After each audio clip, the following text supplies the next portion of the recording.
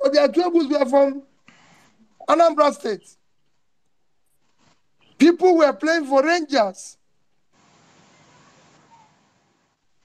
You know, you had a Masemeka who were from Port Harcourt. I don't care about playing for. So, these are where we must go back to. In terms of our entertainment, you can see it everywhere. The Nigerian youth don't know difference between Davido and other stars in film, in everything. These are what we should encourage. And then throughout this, politicians bringing things that divide us or telling you, oh, Peter Obi is tribalistic, oh, Peter Obi. How? Where? I've governed the state. I've run corporations. I've supported this thing. I can tell you there's a company that is 100% owned by people from the Southwest that I chaired. I didn't even have one share in it, just one. And I was the chairman, and the company was doing well. So we can go back to it. We can sew it together very easily. There's competent people all over Nigeria. Just like all of you are scattered here, there's competent people all over Nigeria that we can work with and be able to show that it is a united country. Thank you very much, sir. Thank you very God much. bless you, sir. Thank you very much. Thank you. I think how you went in on that. Thank you. All right, I'm bringing David. David has been falling off. I think David, your enemies don't want you to speak today, but I am sure as David conquered Goliath, you have conquered them. So please, David, I want you to come in right now and show them that you are also a conqueror. Please, you have this space. Good evening, my brother. Good evening, Saddam. So, I'm just going to keep my question very brief, and I'm first of all, I'm going to give some background as to why I'm asking this question. Now, um, it's been well known that the fuel subsidy regime was unsustainable. It had to go. Preferably, should have gone as far back as 2012. Wasted an extra 10 years, etc., etc.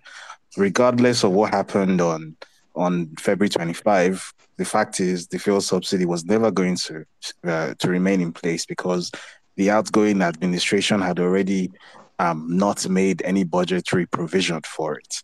Now, that has been used as an argument to state that, well, even if the results that were announced had gone differently, and even if Peter Obi had been announced as president and he had, he was sworn into office on May 29th, that the economic carnage that we are witnessing would have been the same.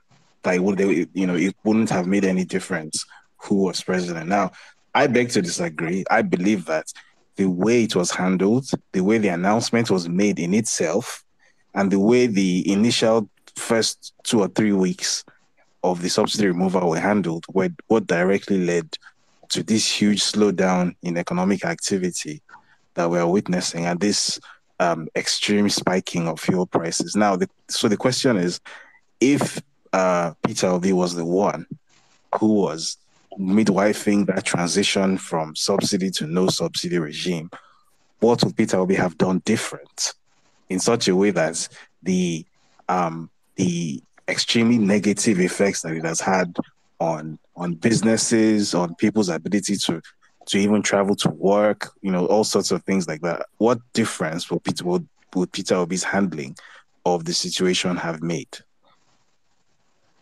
David, first I'll tell you, election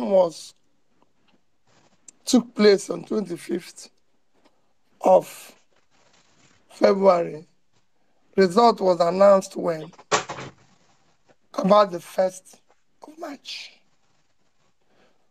Between the 1st of March and May 29th, it's a clear, call it about almost 90 days. Within these 90 days, I'm sorry to say it, I would have been able to have a respectable economic team that would have sat down with me, even as I talk now. If you say Peter Obi is president tomorrow, I'll give it to you in 1 month. Who respected Nigerians that can sit down and will say, this is where we're going to go. If we're going to remove subsidy, I said it again, look at my tweets. We're not going to pull it. It's like when you have multiple fractures. You're not going to deal with all of it immediately. It's something you need to remove it one after the other. I said we'll remove the corruption side of it. So we know the actual subsidy we're paying. There's so many components in this subsidy that when you listen to, because I've listened to some experts make their comments, you remove that. Having removed that, you now decide on the component of subsidy, whether it's budgeted or not. If it's, for example, when you remove it, maybe what will remain will be 40% of what you're paying or 50%. You can now set from this day to deep where we're going to remove this component. We've seen a former governor come in and said that somebody, David said, he's tired of making money this way, that he has made enough. I don't think I've ever seen anybody who said he's made enough money. Not even Warren Buffett also, who is involved in investing. So for somebody to say that, it shows you what is happening there. So I would have done all that. And I've said we would have also seen what is happening with the issue of the refineries, not the one of government. Modern refineries that people have set up here and there, which they are complaining that their problem is supply of crude and other things. So that there's a combination of simultaneous things you need to do, quite a number of things that would have helped to manage this better and everything. There's a combination of things you would have discussed with people in all the stakeholders that would have made it better. It would still be painful. It's just like what I said before, that there's a difference between giving you some form of anesthesia before pulling out your tooth and just doing it without anything. There must be a thinking through. It's an economic decision. It's not going to be easy.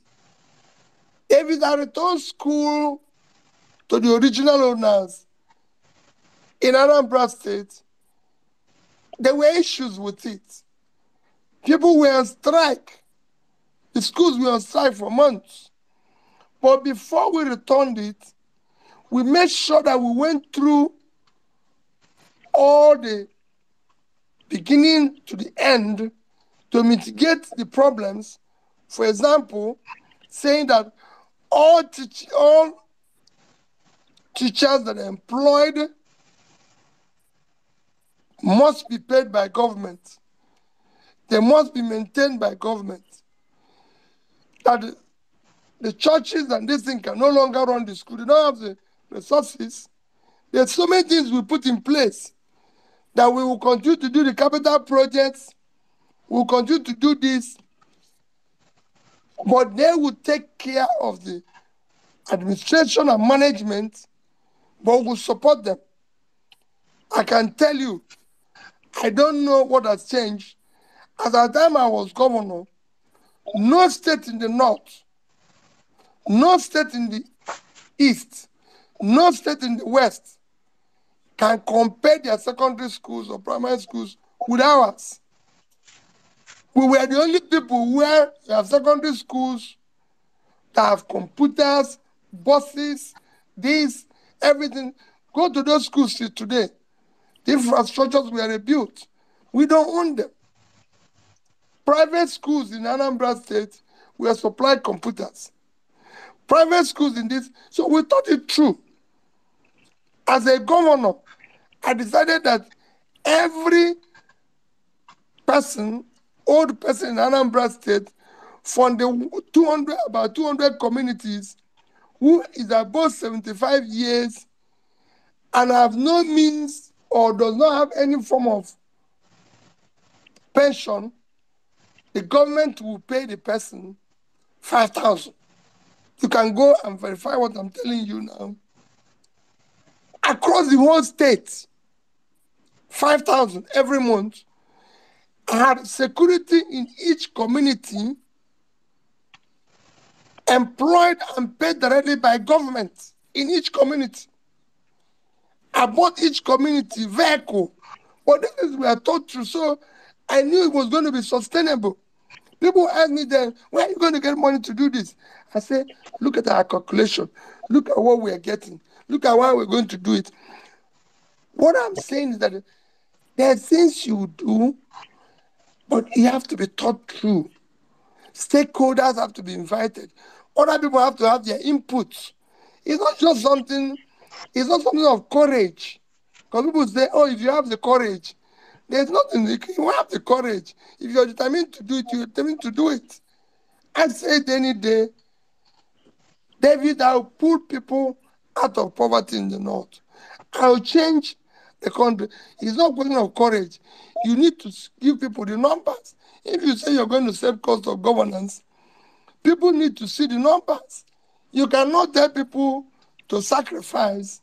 You cannot tell people to go through pain when they are seeing you live a life of a rock star, when you're buying brand new Jeeps from all over the world at a very expensive price, and you're saying, this is this. This is. No, you cannot say you want, like we've said, we want food security, and this is this. Yes, we want food security. But what are we doing? People must hear it, people must see it. And like I keep saying, it is time we hear from those in charge.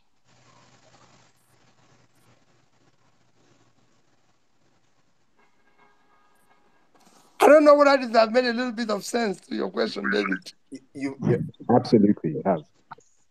you made you made amazing sense, sir. Thank you very much, sir. All right, I think in the spirit of education, I think I'll circle the mic right now to Madam Bolanle. Madam Bolanle, you have the space. Good evening.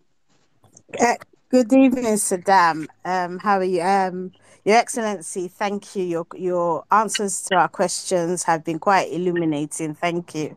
Right. So before I ask my question, I just want to sort of give some context. Right. Back in 2010, when I had my youngest daughter here in the UK, the consultant, the surgeon, the SHO, and the midwife on duty who welcomed her into the world were all Nigerians. So I had Nigeria's finest at her birth, and I often laughed about it.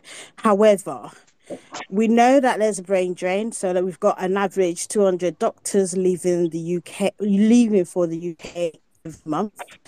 And that has meant that the ratio of doctors to patients is now 2 to 10,000, which is really, really bad. Right. So a few days ago, um, resident doctors in Nigeria embarked on a indefinite strike, right, which has meant that the public hospitals and the conditions are not great anyway. And these are the people who have decided to stay, right? And it calls to question, how Nigerians are able to access affordable healthcare. So my question, sir, is this: considering the difficulties in that sector, is it time to call a state of emergency on healthcare delivery in Nigeria? And if yes, what would a solution look like? Thank you, sir. Well, let me start by telling you that the state of emergency, my sister, has been long overdue. It's been long overdue. Today, Nigeria has surpassed India in infant mortality. India is 7 times the population of Nigeria. India is now the country with the largest population in the world, about 1.4 billion, and we are about 200. So they are 7 times our population, but we have worse infant mortality than them, especially in the northern Nigeria. And this is because of lack of primary health care. Lack of primary health care, lack of education, lack of access to health, which is anchored, like I said, on primary health care. And you can't talk about primary health care unless you talk about the human infrastructure, the healthcare workers that are involved, because they are the nurses, the midwives, the everything. When I was campaigning, I went to an IDP camp where they had close to about, according to them, I didn't know, they were about 50 to 100,000. I'm not privileged to know how many they are. But when I came, the crowd I saw should be about 3,000, 4,000.